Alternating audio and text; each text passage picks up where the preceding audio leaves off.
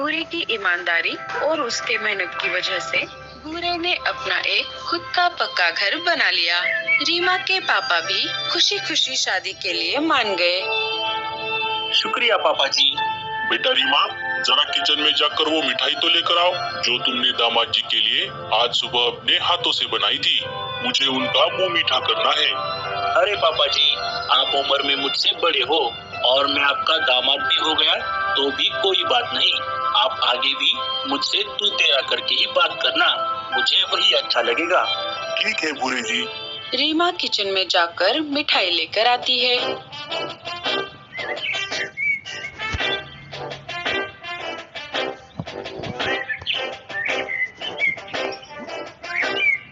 रीमा के पापा पहले भूरे को और बाद में रीमा को भी मिठाई खिला देते हैं। अरे वाह रीमा, मिठाई तो बहुत अच्छी बनी है। क्या मुझे एक और मिल सकती है? हाँ हाँ, क्यों नहीं। बेटा रीमा, अब तुम ही अपने हाथों से भूरे जी को मिठाई खिलाओ। पापा आप भी ना। रीमा शर्माते हुए किचन में चली जाती है। पापा जी, अब मैं चलता हूँ। मुझे ये बात मेरे सारे दोस्तों को भी बतानी है और शादी की तैयारियां भी करनी है। ठीक है भूरे जी, हमें भी ये बात हमारे सारे रिश्तेदारों तक पहुंचानी होगी। और तुम चिंता मत करो, हम सारे मिलकर ये शादी बड़ी धूमधाम से करेंगे। भूरा खुश होकर रीमा के घर से निकलकर सीधा मिठाई के दुकान में आ जाता है और वहाँ से ढेर सारी मिठाई खरीदकर एक एक मिठाई का बॉक्स अपने एक एक दोस्त के घर बांट देता है। वो अपने सारे दोस्तों को अपने शादी की बात बता देता है। भूरे, मैं तुम दोनों के लिए बहुत खुश हूँ। अब हमें शादी की तैयारियों में लग जाना चाहिए। हाँ हाँ भैया, अब मैं चलता हूँ, मुझे बहुत सारा काम है। ठीक है भूरे, अगर मेरी कोई जरूरत पड़े तो मुझे जरूर बताना। कॉन्ग्रेचुलेशंस भूरे भैया। शुक्रिया लाडो। चलो अब मैं चलता हूँ, मुझे बहुत सारे काम है। अरे देने वाला जब भी देता देता छप्पर फाड़ के।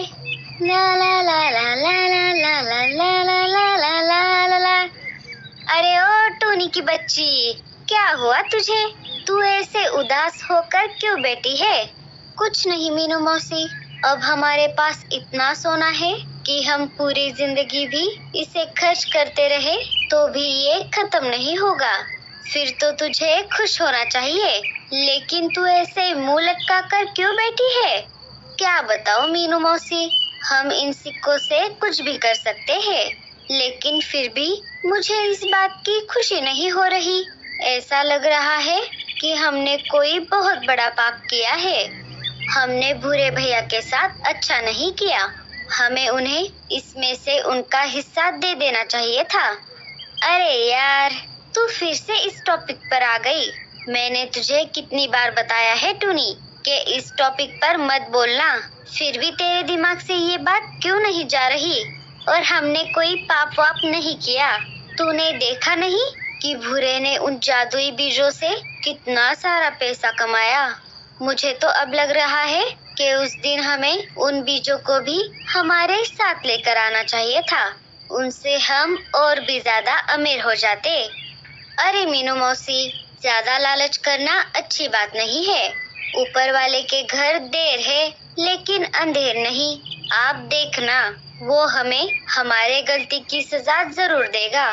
अरे अरे अरे, अब बस भी कर, और कितना बोर करेगी मुझे? तू ज्यादा लोड मत ले टूनी, और थोड़ा चिल कर। टूनी चिड़िया थोड़ी देर सोचने लगती है और मीनू मौसी को बोलती है।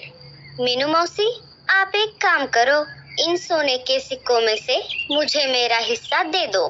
मुझे एक काम करना है। बड़ी आई हिस्सा मांगने वाली। क्यों री, तू मेरे साथ मेरे घर में कब से रह रही है?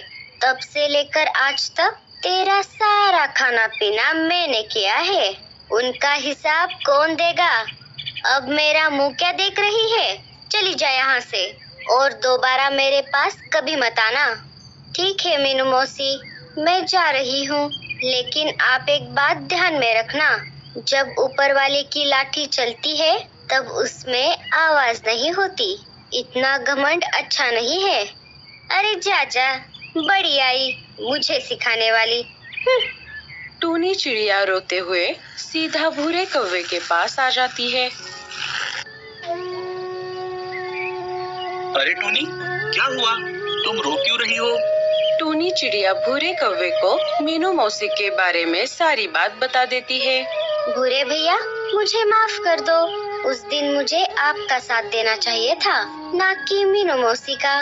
लेकिन मैं मजबूर थी, मुझे मीनू मौसी के साथ जाना पड़ा। लेकिन अब मुझे मेरे गलती का एहसास हो गया है। अब मैं मीनू मौसी के पास वापस कभी नहीं जाऊंगी। मैं भी मेरा आगे का जीवन आपके जैसी मेहनत और ईमानदारी से जीऊंगी। ये तो बहुत अच्छी बात है टूनी, और तुम माफी मत मांगो। अभी तुमने जो फैसला लिया है बस उसके साथ आगे बढ़ो। लेकिन अब मैं क्या करूंगी? अब तो मेरे पास ना रहने के लिए घर है और ना ही करने के लिए कोई काम। बस इतनी सी बात?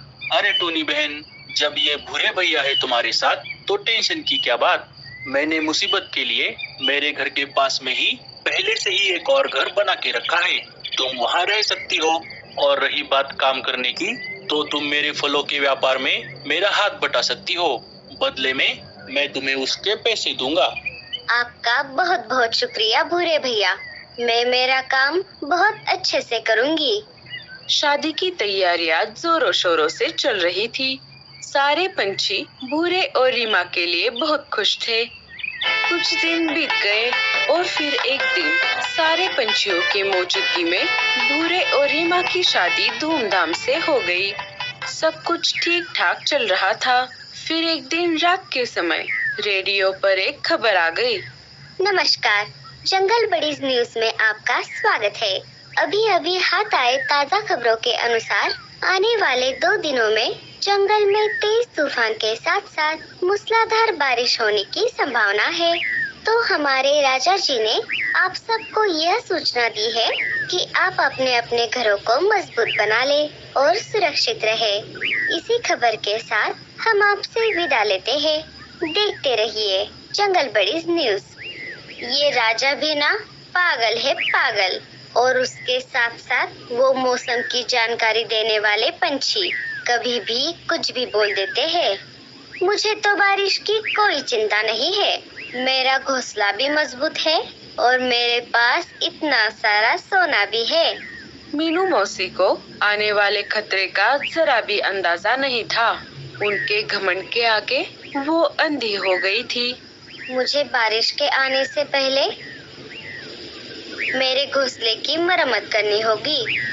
अजी, अब हम क्या करेंगे? हमारा घोंसला तो बहुत कमजोर है। अगर बारिश के साथ साथ तेज तूफान आ गया तो हमारा घोंसला उसे नहीं झेल पाएगा। बुलबुल, तुम चिंता मत करो। मैं मेरे दोस्त भूरे से कुछ पैसे उधार लेकर हमारे घोंसले की मरम्मत कर दूंगा। 2 दिन बीत जाते हैं। सब पंछियों ने इन 2 दिनों में जितनी हो सके उतनी अपने घोंसले की मरम्मत कर दी। तीसरे दिन सुबह होते ही आसमान में घने काले बादल छा गए और थोड़ी ही देर में तेज तूफान के साथ साथ मूसलाधार बारिश शुरू हो गई। बिजली की कड़कड़ाहट से पंछी डरने लगे। बारिश इतनी तेज थी कि देखते ही देखते जंगल में बाढ़ आ गई। अरे ये क्या? ये घोंसले की छत से पानी अंदर कैसे आ रहा है? मैंने तो हाल ही में पूरे घर की मरम्मत करवाई थी। एक समय ऐसा आ गया, मीनू मौसी का घर बाढ़ के पानी में डूब गया और साथ ही साथ सोने के सिक्के भी चले गए। मीनू मौसी जैसे तैसे करके घोंसले से बाहर आ गई और बाढ़ के पानी में बहने लगी। बहते बहते वो भूरे के घर के पास से गुजर रही थी। मीनू मौसी मदद के लिए पुकारने लगी, बचाओ, बचाओ! अरे कोई मेरे सिक्कों को बचाओ! अरे ये किसकी आवाज है? लगता है कोई मुसीबत में है। जैसे ही भूरा और रीमा ने घोंसले के बाहर आकर देखा, उन्हें मीनू मौसी बाढ़ के पानी में बहती हुई दिखाई दी। अरे बाप रे, ये तो मीनू मौसी है, मुझे उन्हें बचाना होगा। वो उन्हें बचाने के लिए जा ही रहा था, तभी रीमा और टूनी ने उसे रोकते हुए कहा, अजी, मीनू मौसी ने आपके साथ इतना कुछ किया, फिर भी आप उन्हें बचाने के लिए जा रहे हो। हाँ भूरे भैया, आप अपनी जान जोखिम में डालकर उन्हें बचाने के लिए क्यों जा रहे हो? मैंने मीनू मौसी से कहा था, ऊपर वाले की लाठी जब चलती है तब उसमें आवाज नहीं होती, बह जाने दो उन्हें पानी में। नहीं नहीं, आप दोनों ऐसा मत कहो। माना कि मीनू मौसी ने मेरे साथ अच्छा नहीं किया, लेकिन उनकी जान बचाना मेरा फर्ज है। भूरा पानी में कूद जाता है और अपने पंजों से मीनू मौसी को उठाकर अपने घोंसले में लेकर आता है। भूरे, मेरे सोने के सिक्के। अरे मीनू मौसी, क्या हो गया है आपको? क्या वो सोने के सिक्के आपके जान से ज्यादा बढ़कर है? भूरे भैया ने अपनी जान जोखिम में डालकर आपकी जान बचाई, उन्हें शुक्रिया कहने के बजाय आपको उन सिक्कों की पड़ी है।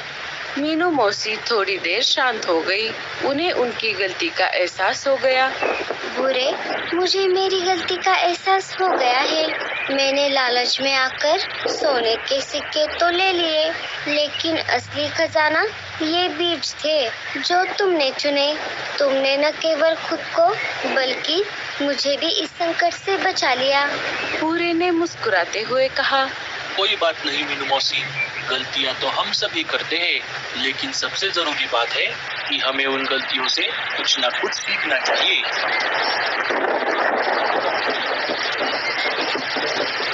दोस्तों, आप सबको एक रिक्वेस्ट है, आप सब हमारी कहानी देखते तो हो मगर चैनल को सब्सक्राइब नहीं करते। अगर आपको जंगल बड़ीज की कहानियाँ अच्छी लगती है तो प्लीज चैनल को सब्सक्राइब कर